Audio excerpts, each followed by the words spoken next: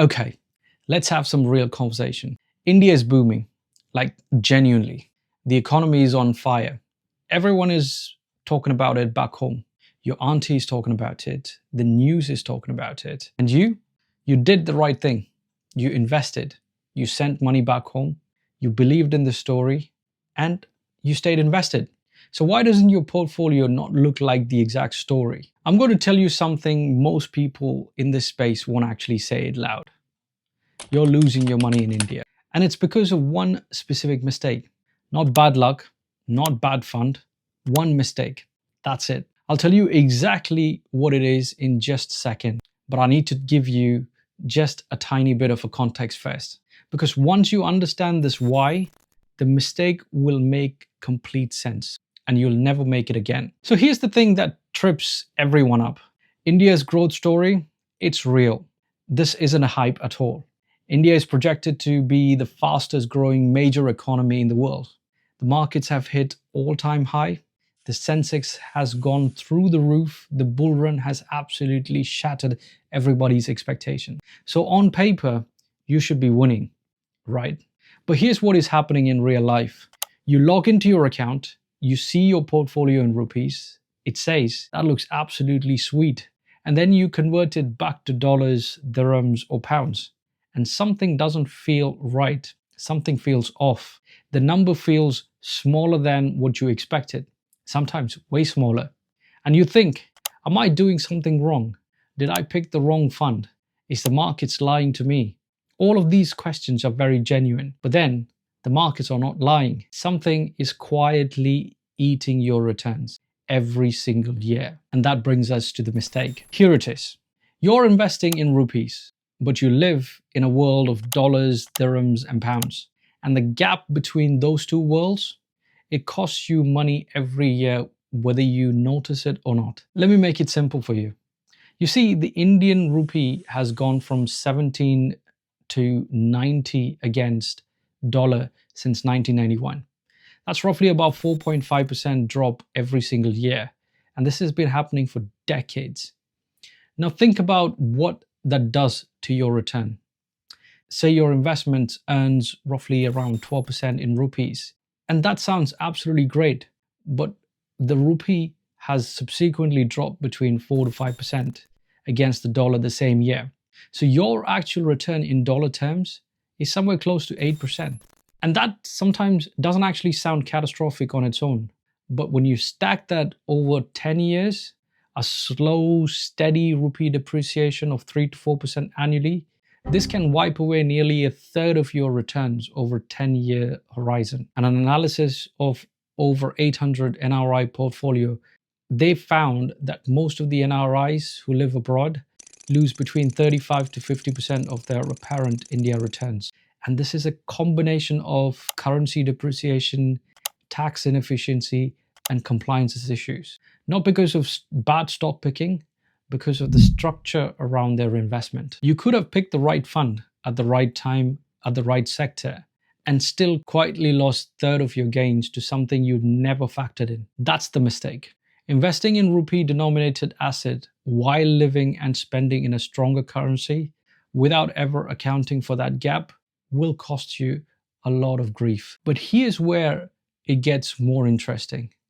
Because this one root mistake shows up in 3 very specific ways. And I want to walk you through each one of them. Because I guarantee you'll see yourself at least in one of them. Right, story time for everyone. Let's meet Deepak. Deepak has been in the US for the last 6 years. He's been in a solid job, earning good salary, sends money home every few months.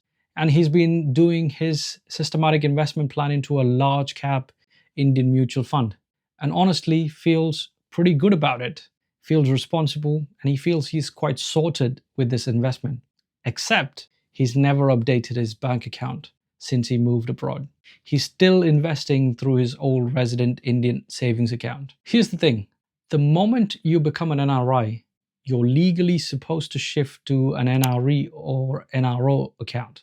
Investing through a resident account after that, that's a FEMA issue. And Deepak has no idea. He finds out when he tries to move money back. And suddenly there is compliances, flags, paperwork, delays, and penalties. And Deepak actually didn't do anything wrong intentionally. He just didn't know what changed when he actually moved abroad. Now let's talk about the next story. Sunitha. And her family has been saying to her that she needs to get into a property market. And everyone's been telling her the property is going to go up, it's a safe investment, it's never going to go down to zero. And guess what? She bought a flat in Bangalore. Proud moment, feels real wealth. But the rental income she gets, the yield is between 2 to 3% in India, and that's too in major cities. And after you factor in the maintenance costs, property taxes, and the currency drag, we're already talking about the real terms. She's barely breaking even. And when she eventually decides to sell the property and bring the money back to the UK, she discovers she's got TDS deductions, capital gains taxes, repatriation limits, and none of which anyone explained to her when she was signing that sale agreement. For Sunitha, the property actually didn't fail. It's the missing conversation, the key details that she never asked or sought help for. And then we've got Arjun, who lives in Dubai. He's not trying to get rich quickly like the rest of the other people. He's being very conservative. He puts his savings into Indian fixed deposit because it's offering him between 6.9% to 7.5% compared to what he's getting in the UAE. And that looks absolutely amazing to him. But NRI fixed deposit interest gets hit with a TDS of up to about 30% unless you've set up the double taxation allowances claims for your resident country. So basically, after deduction plus the currency depreciation, his effective returns in dirhams was somewhere close to or less than 3%. He made a sensible conservative decision, but without the right structure around it, that decision quietly under-delivered for years for him. 3 different people, 3 different situations, same underlying problem.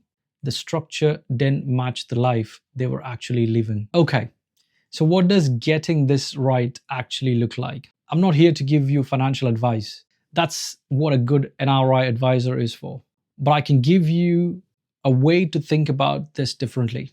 A mental shift that changes every decisions after that. First, ask yourself which world this money lives in. Is this money you'll be eventually spending it in India for your parents' care, your own retirement there, a home you'll eventually buy in the future? Then your investment in Rupee makes absolute sense. The currency risk actually cancels out evenly. But if your money is going to come back to your life abroad, your kids' education in the UK and Canada, or your retirement in a different country, then every rupee investment carries an actual currency risk, and that needs to be sorted immediately. These are the questions you need to ask before you start your investment journey in India. Second thing, your account structure is not a boring admin. It is the foundation. NRE account, NRO account. Most NRIs have never heard of these words and kind of nodded off just like the way I did when I signed those lines. But the difference between getting this right and getting it wrong is the difference between money that moves freely and the money that gets stuck. Your NRE account is where your foreign income comes in, and the interest you earn is actually tax-free in India. That's where most of your investment capital should be flowing from. Your NRO account handles your Indian sourced income. If you're getting your salary for your work abroad, that goes into that one. Rent, dividends, that's the kind of things that goes into NRO account. Different rules, different tax treatment, different repatriation limits. Once you get this basic thing right, you're well protected and you're well on your way with your investment. As an NRI, you have to get these 2 things in the right order for your foundation to begin strong. Third thing, don't leave your double taxation allowances money on the table. And I've seen many NRIs lose significant amount of money annually just by not claiming the DTAA. India has tax treaties with over 90 countries. That includes US, UK, UAE, Canada, and Singapore. There are treaty provisions that can reduce what you're paying on Indian investment income. Just have this conversation with your NRI specialist chartered accountant, because most often they'll be in a position to save a lot of headache and also create better returns for you. And that's not an exaggeration. Look, I started this video asking why returns are falling when the economy is booming. And the honest answer is, they don't have to be. The economy is doing its absolute job. The opportunity is real. The issue is never India. The issue is the gap between how NRIs invest in India and how NRIs actually live. Two lives in two different worlds. Your money needs a strategy that understands both. The currency drag, the account structure, the tax setup, none of this is very complicated. Once somebody explains it plainly, which is kind of why I make these videos, then it makes perfect sense for you and how you should be approaching your financial journey in India. If you want me to go deeper on any of these topics, such as the NRE versus the NRO account, how the double taxation allowances works for your specific country, just drop a comment with where you're based, and the most requested country gets the next video. And if this helped you, share it with one of your NRI friends. Genuinely, this stuff should not be this hard for you to find. Thank you for watching, and I'll see you in the next one.